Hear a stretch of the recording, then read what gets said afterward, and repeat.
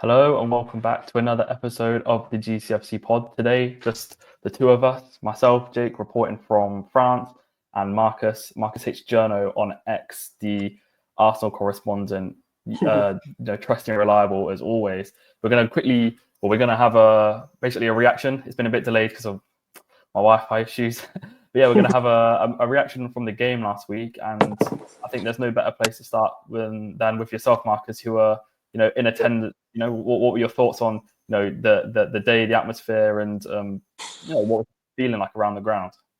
The feeling around the ground was very good, as you can expect. First semi-final in 16 years, I think, for the Champions League for us. You could see the build-up around the ground compared to other games I've been to. There was people there a lot earlier than beforehand. The club also had like a buy one get one free drinks thing from 6 to 7, so that obviously got people in earlier, like myself. So that was good. The atmosphere, though, I mean, if I compare it to last season, when we went a goal down, we actually spurred the team on, lifted the team up. But I just felt like for a semi-final, we conceded in the 4th minute of the game. It, very much not an ideal start. We were kind of back in the team a bit, but then after that, it just kind of went flat, really. I mean, we upped our game after the 30th minute. Maybe PSG started playing worse, but the atmosphere wasn't really there as I expected it to be. I mean, whether the club is setting a standard with, the tifo as well for the start of the game. I mean, there's been a lot of talk about that. And obviously, if the club's not really setting the right tone, then it's difficult. If the players aren't on the pitch as well, it's difficult. Not many people agree with it, but it's difficult to get behind the team when they're not giving you something to get behind. So do you think that early goal, we can talk about the pre-match as well, but do you think that early goal set the tone? Because like you said, sometimes you go a goal down and the fans bounce back, but maybe because that was so early where people might not even been in their seats yet, it's kind of like... and also you might see it in a way as like a reality check, because with the Real Madrid game, everything went perfectly. It was like a dream, controlled. The 2 free kicks, 3-0 at home, and it's like everything went so well. And you've had a great Champions League campaign and finishing in the top 4, and it's not been like a struggle. And you find yourself in the semi-final, and then a goal, the goal goes in against you, and I feel like maybe the fans are thinking, oh, this is where it gets real, and we haven't been in this situation yet this season because the Premier League kind of got away from you, and the Champions League has gone pretty well, including in the knockouts. I feel like maybe that's the reason. It's very conceding early is never great, but like you said, it's just the first time you've probably been down in the Champions League in however long. They look confused, I'll be honest. With Partey not being available, Marino came into the midfield as expected. Yeah. And you see within 2-3 minutes, the team just wasn't really clicking in terms of being on the same page, getting across the pitch. We were always too late. And this is 2-3 minutes into the game.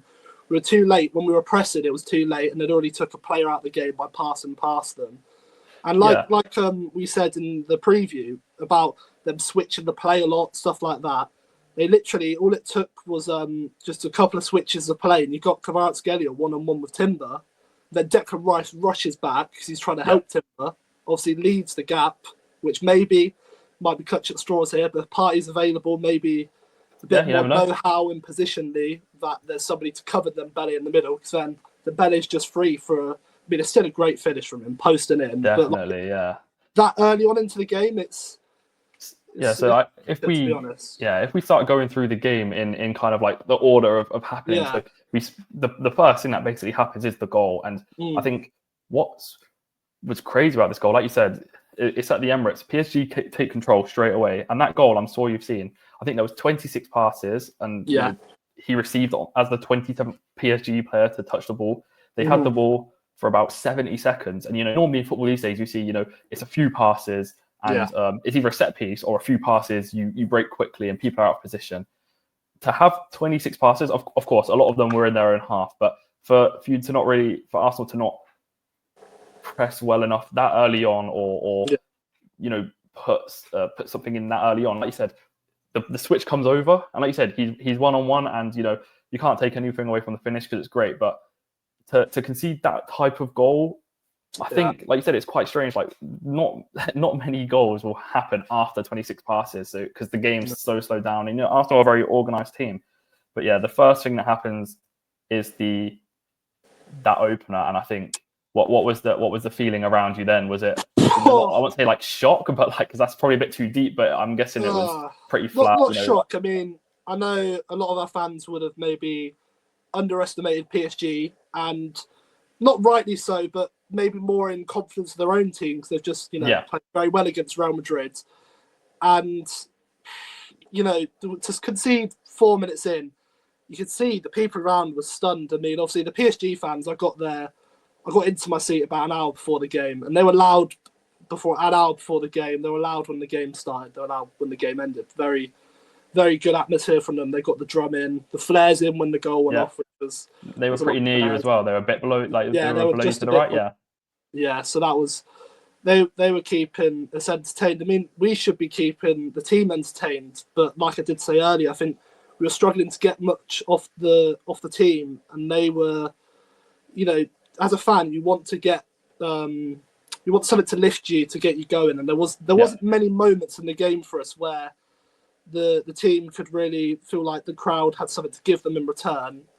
It was just very flat after 4 minutes in. A lot of people would have been surprised, like myself, and obviously it kind of set the tone. Really, the players were getting annoyed. The ref was getting on a lot of the fans' nerves, seeming to give a lot against Arsenal in the first half. Yeah, whether that was stop-start, wasn't it? Wrongly. There was one moment in the first half, which I don't know if we're going to touch on, but I think our fans went absolute thing over, was Nuno Mendes. And those fouls, like, this is a niche. This is pretty niche reference, but you'll probably remember Charlie Good used to do that for Cobblers all the time at centre half, like fall on the ball, and the referee's pressured to give it, and like it's such a pet peeve for me at football. Like the defenders are so protected, like with that Saka like incident, like Mendes does it, like he goes down because he knows that the referees are basically forced to give it every time. Like every team does it, so I guess you can't complain too much. But the fact that football has got into a place where he I don't think he like touched him, like no, and it's a contact sport anyway, and like the fact he like getting the yellow for like kicking away, like whatever, it's just right frustration. That's the worst. Yeah, but the line is right in front of it. And, you can see Saka's it's always a guaranteed foul. If he got a yellow from that, or was it a kick away? He kicked it away, and that was the yellow. To be fair, at the time I thought he might have been. I don't know if on replay, because I haven't really seen it on replay. I thought he might have been lucky to not get a second yellow, because he did. It was after one of our chances. I think it was Martinelli. He had the shot saved from Donnarumma, and Saka was late to getting the ball. Yeah, it would have been a half second yellow. But if it's a first yellow card, I think it's given. But it wasn't. It would have been a second yellow, and it wasn't. Do you know the moment I'm on about where he? Clips? So he was in the box. I think he went to clear it, and I forgot which PSG player was, but I think he got to it slightly before, and like Saka kicked him. Like it wasn't like it wasn't terrible, and I'm glad that he didn't do it. But if the other team complains enough, you never know what the referee's going to think. One of them ones. Yeah, it's like you said. So you said the early goal was a bit of a shocker for the atmosphere, and from my notes and from what I can remember, PSG were on top, like you said, first 20-25 minutes. Yeah, and I think so. Not only on top of the goal is the atmosphere a bit like, okay, we've conceded early, we've got a game on our hands. For them, PSG to be able to maintain the ball for the first 20-25 minutes, I think that also dampens it, because like you said, you want something to cheer for, or you want something uplifting, you want some hope. And I think just how the game goes, this isn't necessarily like a huge criticism, but I just think Arsenal didn't really give you guys much to cheer in those minutes. And one moment I do want to slightly touch on, I've got from around the 16th minute, was the PSG penalty shout.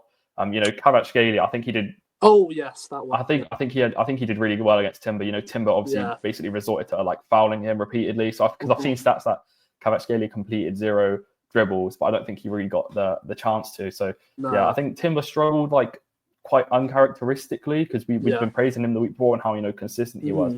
But I'm not sure if you've seen it on the replay, and obviously you were there. What are your thoughts on that penalty shout? At first, I thought because it was the opposite side to where I was. it looked like it could have been like a penalty. And I don't know if their players are appealing. I know Kvaratskhelia, I think, I'm quite sure it's livid. But I don't know if too many of their other players were appealing for it. I can't remember. But at first I thought, that could be a penalty, you know. But then, as you know, when you're in the ground, the VAR, if there is something going on, you're the last person to know about it. So the game kept going on, and I was like, okay, well, there's no VAR. We must have gotten away with it, so to speak. That's what I first thought, because I thought, bloody hell, that's a penalty. That's 2-0 in the first half. It feels like, already when it was 1-0, it felt like we were playing the away leg in Paris. So I was like, bloody hell, 2-0 down, that's very, very hard to come back to, especially when you still got the away leg to play. Looking back at the replay, you have seen them given, because you did hold on to him for a while. I don't know what your thoughts are, but I think at time I thought we were lucky, but looking at the replay, I'm a bit like. No, I think I agree with you, because I think, like you said, we're at the stage of football where everything's so ambiguous. It can go either way. You've seen them given and you've seen them not given. So I'm not gonna obviously I'd rather PSG win because I live here now and I think it'd be scenes, but I'm not gonna sit here and complain and say oh, that was so concrete. I don't think it's a travesty that it wasn't given. I think, like you said, well, like I say, one day it gets given, one day it doesn't, and that's just part of the officiating of football and the game these days. So I don't think PSG will obviously want it to get given, but I don't think it's the end of the world. And we obviously see the memes about it and that's the rugby tackles. But that was I don't. It might split opinions, and maybe we'll get a poll going. But I don't think it's terrible. And then we said, from my notes, I think around the 25th minute is when Arsenal started to grow into it a bit more, and I think from there, so from about 30 minutes to halftime, Arsenal were really on top. I think halftime came at the right time for PSG, because I think it wouldn't have been long before I think Arsenal had a chance. One other moment quickly is in the 30th minute or 31st minute, I had the Doué chance. So I'm sure you remember, I think it was a switch over right to left, and Doué, like in the Aston Villa game, he cuts in on his right. You think maybe he's going to go far in. He takes an extra touch and then goes bottom left, and Raya gets a really strong hand to it. It's a great save to I won't say keep you in the tie, because there's 180 minutes of football, but to stop it from being 2-0 before halftime, I think that was a great save. Yeah, it was a massive moment, and at the time I didn't realise that once he saved it and the ball was still with PSG, I was bricking it, because I was like, bloody hell, we were struggling to clear it. I mean, it was offside afterwards, but at the time I didn't know that, and hit they the just post, passed it between themselves in the box, and I was like, just clear it, man. Great save from Raya. That easily could have been 2-0. And Doué, he was quite a flary player when he was on the ball. I mean, he didn't really get too many chances to get past Timber and Mars Lewis-Skelly. I think both the fullbacks dealt with the wingers well, considering who they're up against. I mean, I think Timber had more of a tough time in the game.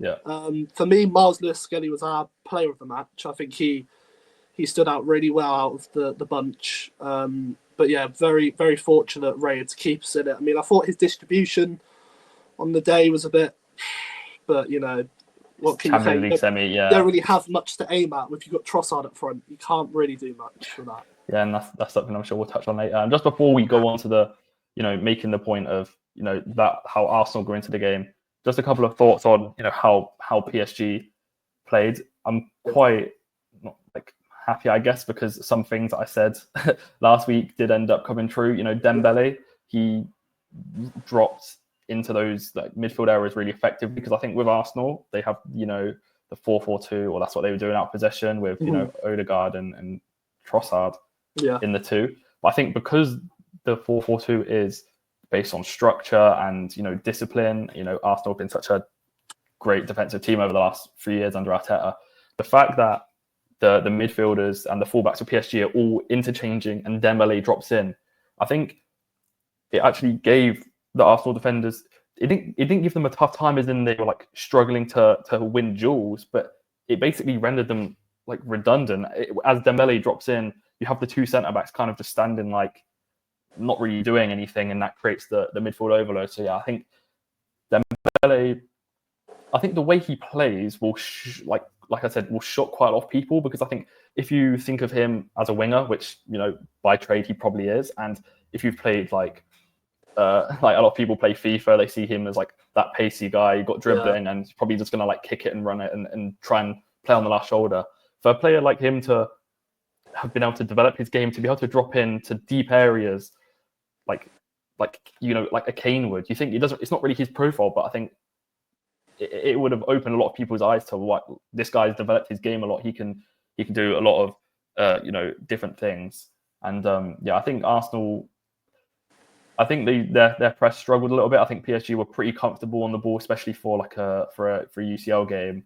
And I think one of the unsung heroes for me for the beginning as well was Ruiz. I'm not sure how much you've seen, but I've seen people highlight clips of his runs, even if he didn't necessarily get the ball. Yeah.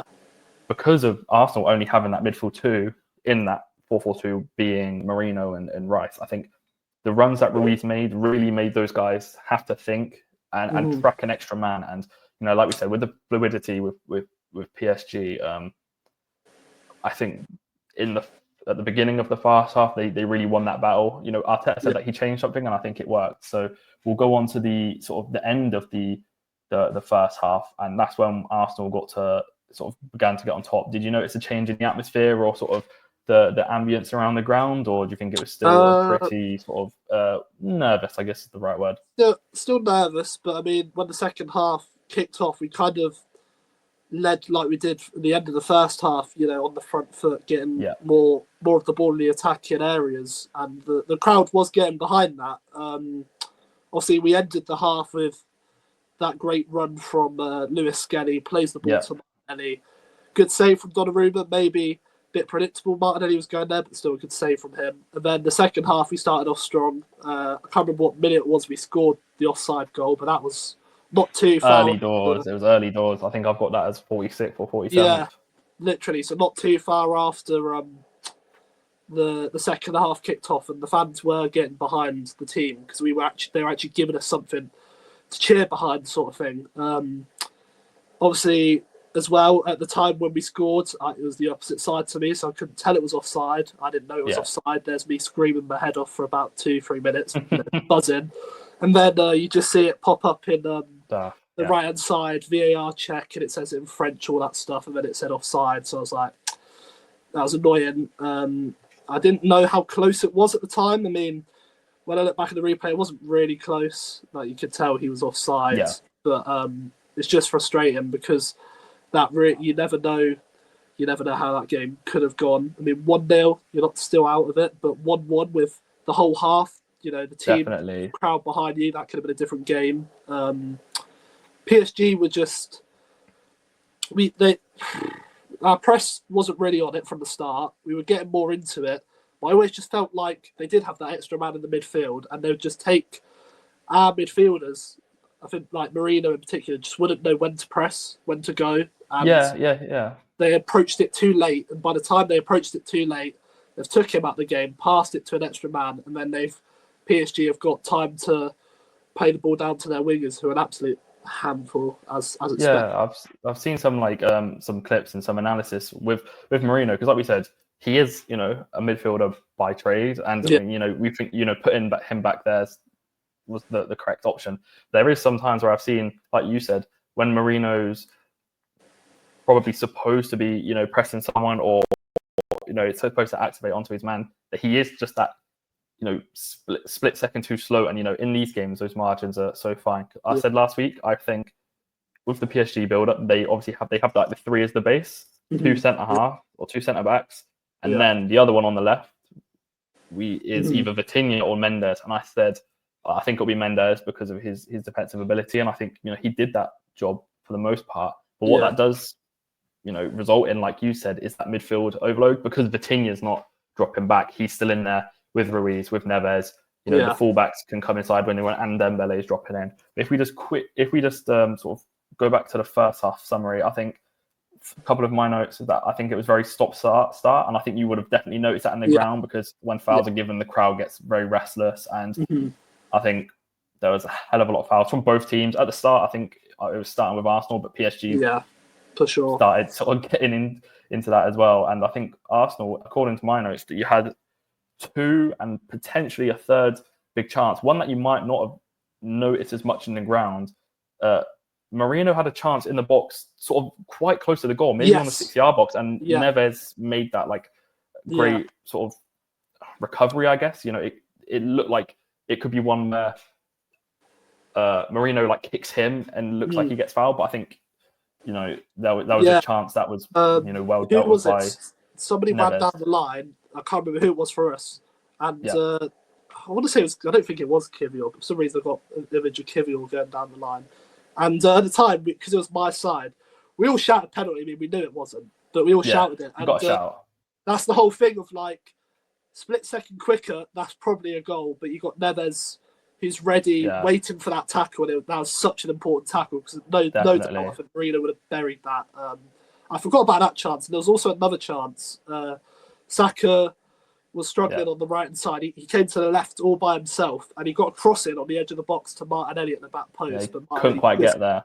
Just missed it. Couldn't get there. So we did have some chances. Yeah, so I think, and obviously you mentioned the Martinelli one from the Lewis Skelly through ball. So my initial thoughts, like I guess not necessarily at the 45th minute, but towards the end, is that Arsenal were like, I don't think they were very inspiring, but I think at the same time they had a few chances where on another day one of them goes in, and then we'll move on. Like you said, with the second half, you start early with the offside.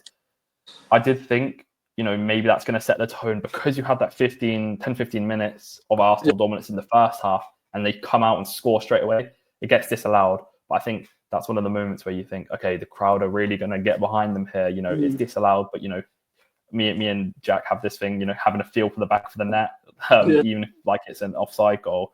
And it was only 10 minutes between the disallowed goal and the Trossard chance on the left side, similar to where Kvaratskhelia found himself in the first half.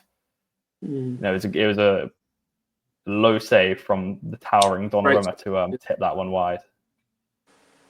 That came from our midfield taking risks. That's where we got our two biggest chances, I think, with Martinelli and Trossard, was somebody from the midfield actually, instead of passing it back to the keeper, passing it back sideways, which I've got no problem with doing, keeping possession, actually taking on the midfield. That's what Lewis Skelly done. Martinelli had a great chance. That's what Declan Rice done. Took on some players, beat the man, and then Trossard has a great chance. And I think that's what we needed more of, some more risk adverse, trying to take people on, more people like that, and we didn't really have that. But when we did, that's where we got our good chances from. And Trossard hit it quite low, and Donnarumma with a great save. Yeah, and I think, and I've been reading the papers again. I think the general feeling here is that Hakimi, he offers what he does going forward, but he did struggle. Both of those chances came from his area, and I wish we could get up the receipts because I'm not sure if it was in the last video or in one of the group chats. I said 2-1 Arsenal, and I said Trossard and Martinelli, and it could have been so close to greatness. But Hakimi, he leaves that space in behind him because he goes forward, and I think Arteta will obviously notice that. And I think, like, as much as Martinelli sort of gets clowned with his sort of one-on-one ability, I think when you've got someone like Hakimi leaving Marquinhos exposed like that, I think Martinelli's one of the perfect players you want just to be able to run into that space, cause the threat. Like I said, he was very close to getting one himself. So I think, that's one of the battles I think we could watch for next week is Hakimi going to be a bit more disciplined, or is he going to, leave that space in behind him? His pace, though, frightening, honestly. Whenever a ball got played in behind, even if he was behind the man, I was thinking he's going to get that. I think there was a moment there was a breakaway, and I forgot who found him. It might have been Trossard, or it was. I think it was from a corner, and the ball breaks loose. Yes. Hakimi dashes after it, and he gets fouled. But it's a good foul to commit. And some of my notes. So I think Arsenal. So I think PSG was still comfortable on the ball in the second half, and Arsenal were on top. But what I noticed was that when PSG won possession back, they would start like a counter attack. But then when they got to the Arsenal half, they'd kind of put their foot on it, then recycle it. So I think they had that focus on trying to slow the game down. Like you said, away from home in the Champions League, you don't want to let the chances flurry. We already mentioned it was a stop and start game because of fouls. But I think the second half became a slower game because of, PSG's I guess it's maturity to slow the game down, not get Yeah. carried away every time, and make it like a basketball game. So I think, yeah, they did a good job of slowing it down, recycling, maintaining possession, just to make sure it didn't quite get away with them. And I'm sure they had the Villa game in mind when they conceded 2-3 goals, whatever it was, within quick succession. And as a young team or an inexperienced team at this sort of stage in the competition, it's not what you sort of want.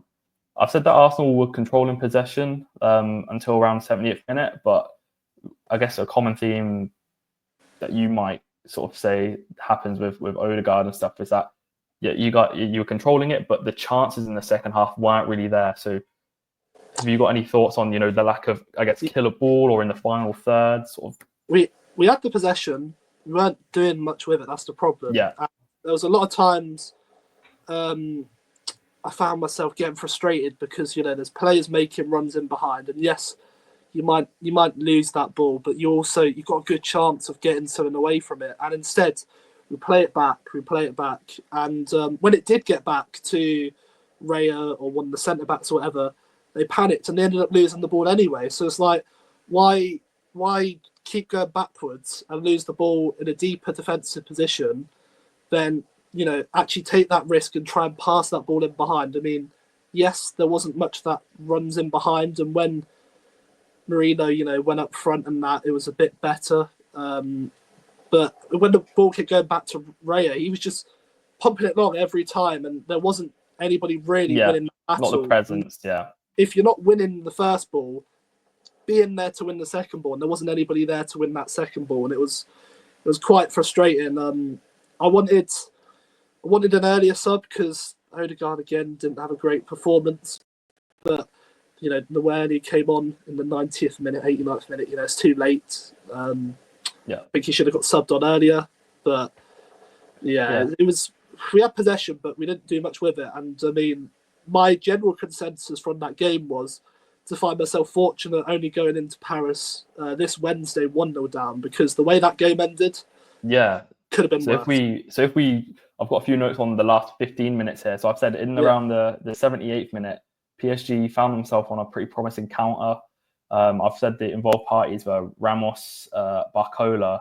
They kind of played it behind each other a bit, and then Neves ended up missing. And then we know there was two even bigger chances for Paris in the last sort of 5-10 minutes. I think the first one was, let me see which one was first. Barcola, was it? I think Barcola had the first one. It's kind of shades of old Barcola to sort of drag it wide, when I think, in a UCL semi-final away from home, those are the chances that you need to be taken. The structure of the game is gone by that point. He's come off the bench, he's fresh legs, and he drags it wide. And I think Arsenal will be very happy to not concede that. And then you have the second occurrence when Gonzalo Ramos. So it's just a ball over the top. Time? Yeah, so Marquinhos plays that ball over the top. He takes a great touch, to be fair, even though he's my boo boy of PSG. And it's like he had too much time. I think sometimes strikers want to work under a bit of pressure because they thrive, and they're professionals who have made it to that level under pressure. And he just finds himself he probably was on the ball for 3-4 seconds from receiving it to the box. And he ends up just toe punting it against the bar, which I thought was a strange choice. If it works, then obviously everyone's going to be like, oh, that's audacious. But I think in the context, you kind of just want to try and power it like far corner. He's an international footballer. You think he would put that one away. So I think, like I said to you, my thoughts initially were that PSG, obviously they got the early goal. And I think in my head it could have gone either way. I think PSG 1-0 was fine. I think that could have represented the game. And if it was 1-1 until those moments, I thought, okay, no one's going to have complaints. But those missed PSG chances made me sort of think, okay, Arsenal were a bit lucky they didn't add more. So I think 1-0 ended up being a pretty fair result. Yeah. I think Arsenal were uninspiring. And if we just go back to what you said about Odegaard, it is hard to break down a team. So we've seen recently in football, when a team gets in a low block, whatever you call it, or gets really organised behind the ball, it's incredibly difficult to just string together a bunch of passes and score a goal. So that's why, set pieces are important, counter-attacking is important. And I think in the situation Arsenal were in, where PSG are, behind the ball and playing pretty well, you need your players. Even Odegaard's a senior player now and a creative player. He's kind of the one that you want to look at. Saka didn't have the best game, to be honest. Mendes does what he does, and so that's no discredit to Saka because he's up against one of the best left backs in the world. But I think what will be concerning for Arteta is that in these games where Odegaard, doesn't provide what he has done in the past, where does that goal come from? Because like you said, it's all good having the ball, but how do you get it into the final third, and how do you generate those chances? Because even the chances we spoke about, nobody's making the runs as well. That's the problem. So there's me complaining about Odegaard. I mean, there was a couple of times where he could have made passes, but when you've got somebody like Trossard, who's striker, Saka, who's not really making as many runs because he's getting doubled up on, and he's tired. I can understand it in some ways, but there is certain moments where he's sloppy, and if you're not gonna make that risky attacking pass, don't then go and lose the ball from trying to play backwards and be safe and not put enough power on the pass. So I can see both sides of the coin, and I thought he had a better game. I know this isn't the Champions League, but I thought he had a better game against Bournemouth. We did lose that, but we need, he's the captain. We're going to Paris to try and be in a final, and we need him to step up. He's one of the senior players, and this season he hasn't been good enough. And big games does tend to go missing sometimes, and we don't need that this Wednesday. We need him to step up with the rest of the boys. Definitely. So I think a few key takeaways. Well, these are a couple of things that I mentioned before, and I think PSG work really hard. We haven't mentioned Kvaratskhelia a lot, but defensively, he has that kind of tenacity. He works extremely hard, and this is like what I said. We're not used to seeing a PSG team like this. Mbappe, Neymar, and Messi won't do that, and I think he's a great acquisition for them. Dembélé, I think he was excellent until he got injured. The rumors are that he trained today. He had tightness. The club hasn't really, gone into too much, but I think they're very hopeful that he'll be available for Wednesday.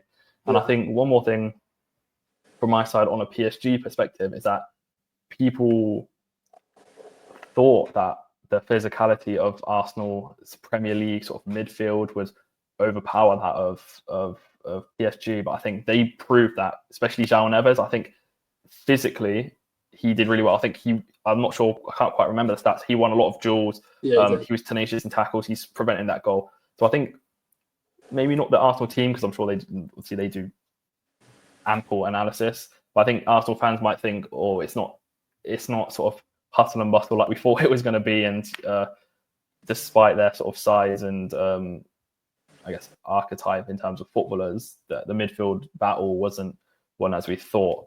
But we'll go into next week or this week's game now. We've got Partey coming back into the midfield available. So I'm guessing we think we're going to see Merino back up front? Yes, I hope so, because Trossard wasn't filling with much hope at striker, and I think he's better off the bench as well, coming off the wing. Merino, when he was up front, we did seem to have more, when we were going long, when we were forced to go long because we were getting pressed, we did have better luck with that, and we just need somebody to be up there to win the balls and then get somebody who's loose around him winning that ball, and it will definitely be the same lineup as Real Madrid, whereas Merino and the striker, Partey back in the midfield, who hopefully can help tighten up that midfield, because we did seem lost without him, and obviously within 3-4 minutes the team looked confused in the midfield. It's such an important battle, especially like we mentioned with the fluidity of the PSG players basically going, I would say anywhere they want, but they float around in different areas. They interact with each other, which makes it so hard for the midfield and defenders to, should I go? Is that my man? Is that not my man? Because you can't say to Rice, okay, look, your man is Vitinha, and or it doesn't work like that. So I think Arsenal have got work to do to establish how do we stop this PSG team. It's not like they dominated. PSG had 2 good chances on the counter at the end of the game, but apart from that, the Dembélé was an amazing finish. On another day, that just doesn't go in, and the game ends 0-0. So I think Arsenal were fine defensively. I just think it was very uninspiring for a home game Missed opportunity. of that magnitude. Mm. I have seen rumours that apparently Timber is not around. So would you expect White to sort of take his place in there to complete the back four? Yeah, I think. They're not sure. I haven't seen any rumours about training. We'll probably know maybe tomorrow, hopefully. They're unsure. Don't know if it was to do with a knock with his knee or something, but can't really say I'm too surprised, to be fair, because, you know, the amount of games he's played this season, coming off the back of that ACL injury, Ben White's been injured, so he hasn't really had that cover there in place. I mean, how confident I am with Ben White in the back line compared to Timber, there's a bit of a difference, and I wouldn't have been saying that maybe a year back or so, but, you know, when Ben White did come on, I think it was maybe 70th minute, whatever, I did feel a bit more worried when Kvaratskhelia was going at him or whoever it was. But Ben White will be the person to slot in at that right back if Timber isn't fit. And obviously Ben White got minutes against Bournemouth, which he didn't get any minutes, which, you know, would have been a worry because of his fitness concerns. But I think he is ready to play that game. Obviously, if Timber is fit and available, put him straight back in because, I mean, he did have a tough game, but I still think he is the better right back as it stands. Elsewhere for the team, I don't think there's any other real concerns or in terms of like availability. Where if everybody's fit and available as I know it, it'll be, you know, and team. Yeah. To be fair, Marino's presence up front does worry me a bit, like you said, when he was up there challenging. I think, like, I'm not sure for how long it was, but I just remember feeling a bit more worried watching it from a PSG perspective. But I think before we wrap up, I'll give an Arsenal man of the match and a PSG man of the match for last week, and then we can give our prediction for the game on Wednesday. If you want to start, who stood out for you, and what do you think is going to happen on Wednesday? Wednesday, I'm gonna back my boys because the team's back. I'm gonna say 3-1 to us, which means we win 3-2 in aggregate. Obviously, if we do only win by the one goal, then that takes it to extra time and penalties, which I don't know if I can have the capacity of dealing with. That'd be crazy. Obviously, the first such a easy take, but the first goal, you know, don't concede early like we did in that first game, because if we do, I mean, their crowd's going to be behind them no matter what. But if they score early, 2-0 down there, I don't know if we've got the minerals to come back from that. I mean, I've seen stuff going around online that there's like PSG fans like meet at the ground, I think 3:30 or 4:30, and the kickoff's at 9 o'clock. So they're going to be there for a long time. And I've seen clips of, I think they beat Dortmund. It might have even been COVID, but there were still fans outside the ground. So I think that the supporters will be behind them. I think my personal prediction, I think Arsenal might win 1-0, and then extra time and penalties, I do not know. Like I said, there's a bit of a feeling here of like PSG being cursed in like the Champions League, or like a kind of like what people say about like Spurs and I guess like Leeds and stuff. So like they dominate in the domestic things, but that curse what they think in the Champions League, I'm not sure if there's gonna be a nervous feel around the grounds or around the players.